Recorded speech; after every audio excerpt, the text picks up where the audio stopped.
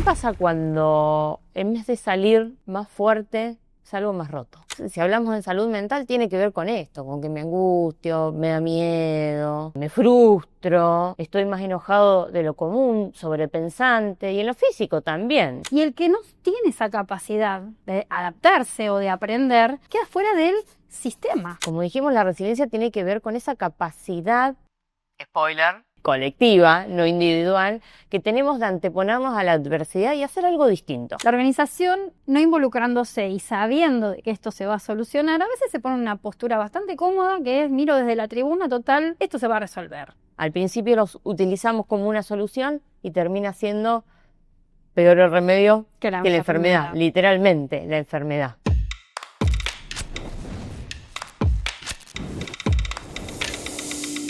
Vamos a hablar de algo que está un poco de moda, que aparece en las charlas TED, en posteos de LinkedIn o de Instagram, como algo positivo y que es la capacidad de ser resilientes.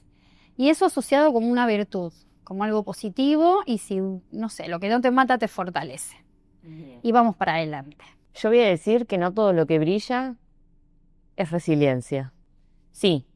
Es una capacidad de anteponernos a la adversidad. Pero ¿qué pasa? Porque el objetivo de la resiliencia tiene que ver con salir más fuerte de algún tipo de situación, de que algo en uno se modifique, que es el aprendizaje. Pero ¿qué pasa cuando en vez de salir más fuerte, salgo más roto? Y ahí vamos a hacer la primera distinción. Como dijimos, la resiliencia tiene que ver con esa capacidad, spoiler, sí, colectiva, no individual, que tenemos de anteponernos a la adversidad y hacer algo distinto.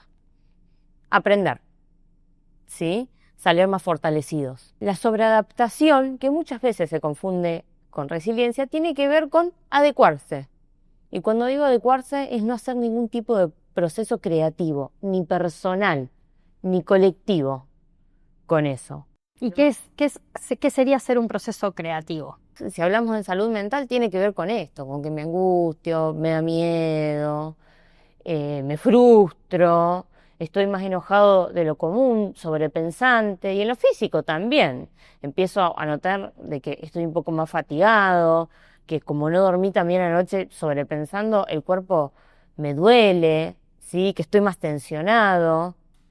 Tiene que ver un poco con eso, en un principio, bueno, preguntarme, ¿por qué pasa lo que pasa? Colectivamente, poder abrirme a un grupo, en este caso a nivel organizacional, para después pasar a otra instancia, que es ¿para qué pasa lo que pasa? Y empezar a ver ahí una posibilidad de hacer algo distinto, para saber hacia dónde voy, ¿no? Para dónde voy a encarar. Es interesante esto que decís vos de lo colectivo.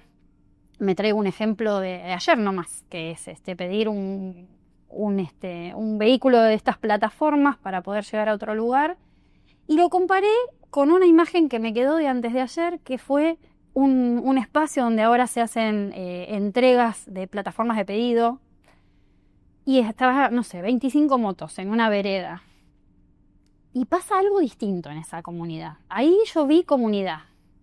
Vi llegar una moto con 2 personas, agarrar un pedido. La misma chica que yo dije, bueno, es pareja de este motoquero. No. Después se subió otra moto, estuve bastante en una esquina.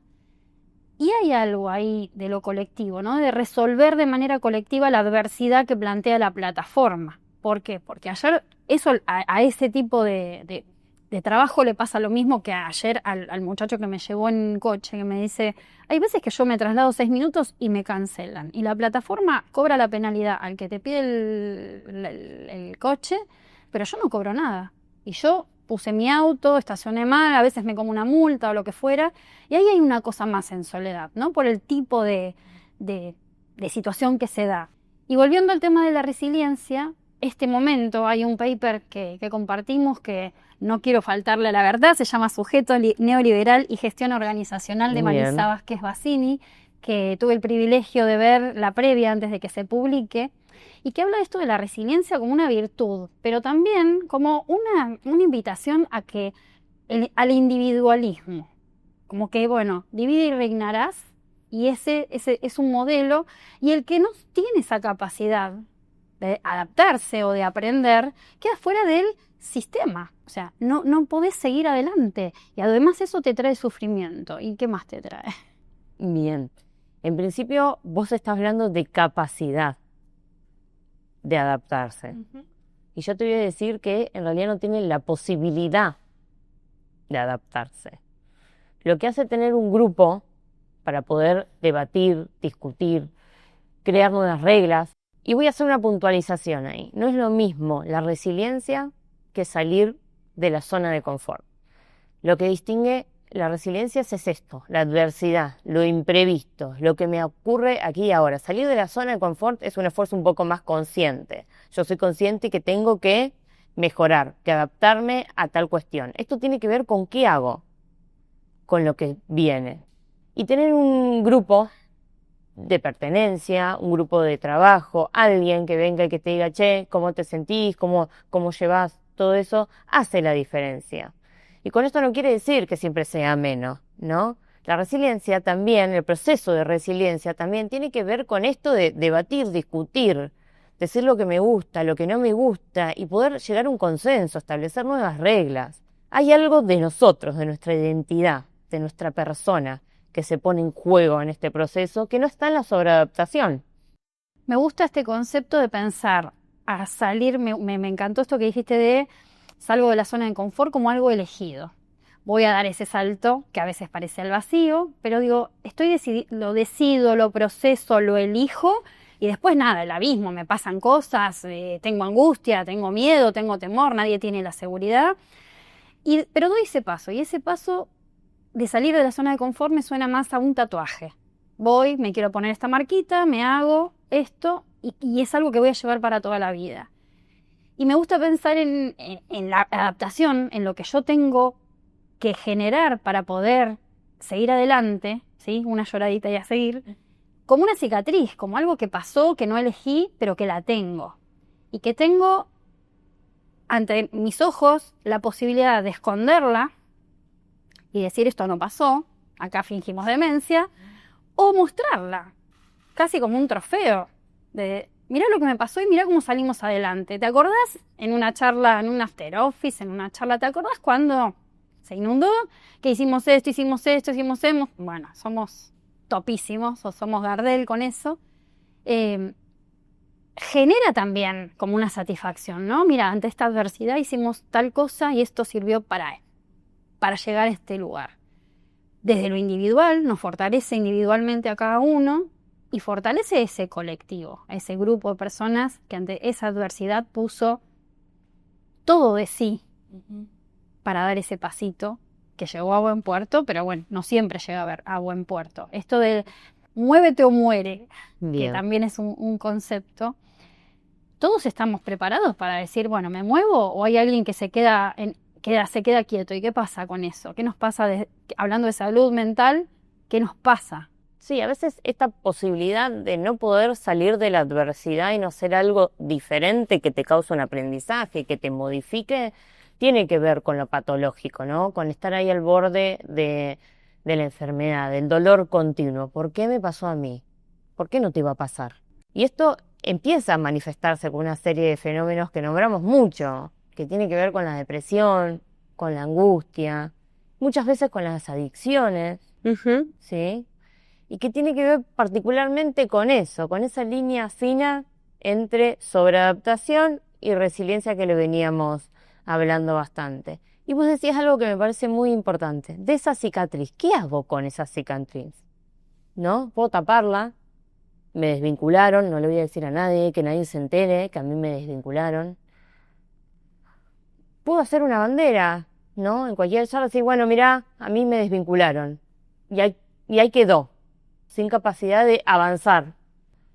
O puedo hacer algo diferente. A partir de que me desvincularon, vos sabés que la pasé mal. La pasé súper mal al principio, pero me dio la posibilidad de pensar otras alternativas. Ahora estoy más tiempo con mi familia y pude empezar este proyecto. O fui vendido a otra empresa, me cambiaron de sector. Conocí gente copada, ahora creo que tengo otra mirada y voy a empezar a perfeccionarme en tal cuestión, me parece que puedo aportar desde este lado, es algo diferente. Entonces, lo que sí nos tiene que quedar claro, que el proceso de dolor se transita diferente de forma individual que de forma colectiva. Haciendo entrevistas, hay una pareja de teleoperadores. Trabajo difícil, que interpela a la psiquis de manera muy profunda. Y en sus ejemplos contaban cosas inimaginables, ¿no?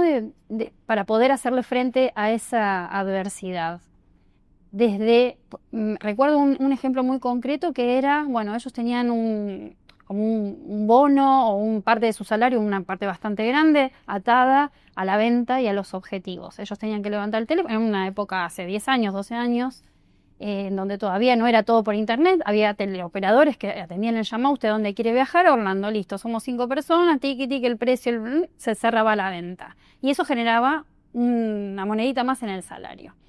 En un momento dado hubo un problema en la plataforma en donde hubo un overbooking, concepto también que se utiliza en el mundo IT como alguien que tiene muchos trabajos, pero bueno, overbooking que era, se vendían los pasajes a más de una persona por una falla del sistema.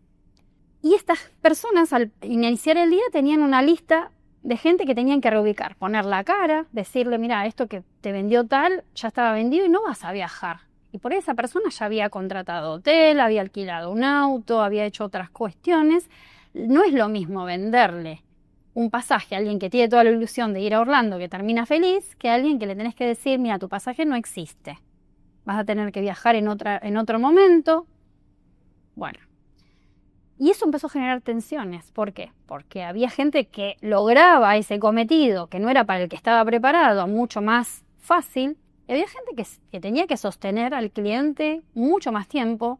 Y ese tiempo que seguía pasando, yo no vendía.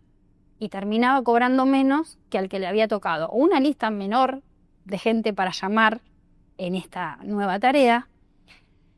Bueno, ese equipo se hizo una adaptación colectiva. Había teams, como bueno, el equipo de la mañana, el de la tarde, el de la noche, y hubo un equipo que pudo salir adelante y que entre ellos reorganizaron por ahí la tarea y se hizo más fácil para todos. No estaba hablando de trabajo real y prescripto. El trabajo real era, a vos te tocó la lista con el ABC, bueno, si hay alguien que se atrasaba, quizás pasaban esa lista al otro. A su vez había ahí un vínculo amoroso también entre uno de ellos. Y bueno, todo eso era, bueno, le pongo el cuerpo y le pongo la inteligencia y le pongo la creatividad para salir adelante y no estar sufriendo a fin de mes de que no cobré lo que debía haber cobrado por ese contrato que yo firmé que era, yo tengo que vender, no salir a cubrir la macana que pasó con la plataforma. Puntualmente ahí se me viene a la cabeza esto, de cómo la herida nos puede cambiar y modificar. Cómo nos modifica a nosotros personalmente en cuanto a nuestra identidad. Pero eso tampoco es aleatorio. Nosotros estamos insertos continuamente en una organización que tiene determinada cultura. Que esta cultura puede ser individual, y entonces me ofusco y no voy a cobrar lo mismo y pienso solo en mí. O puede ser colectiva, bueno, dale, sí, te pasó esto, tu lista es más grande que la mía, bueno, vamos, la sacamos y después cada una sigue con la suya, ¿no? Y se me viene a la mente esto, la sociedad del rendimiento. Ahí el problema estaba puntualmente atado solamente a lo que iba a cobrar a fin de mes. Hay otro tipo de procesos que tienen que ver con el trabajo y con la salud en el trabajo, que ya lo hemos hablado en varias oportunidades, que tiene que ver con el reconocimiento. Y con esto de hacer las cosas por el otro,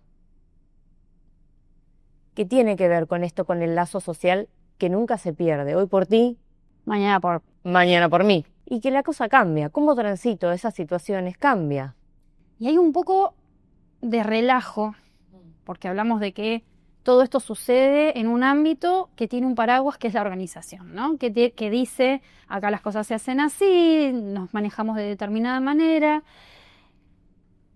Y el saber, quizás no desde lo académico, pero el saber que el ser humano sale adelante de manera creativa en colectivo, cuando hay una adversidad, también hay gente que descansa en esto y dice, de alguna manera vamos a salir.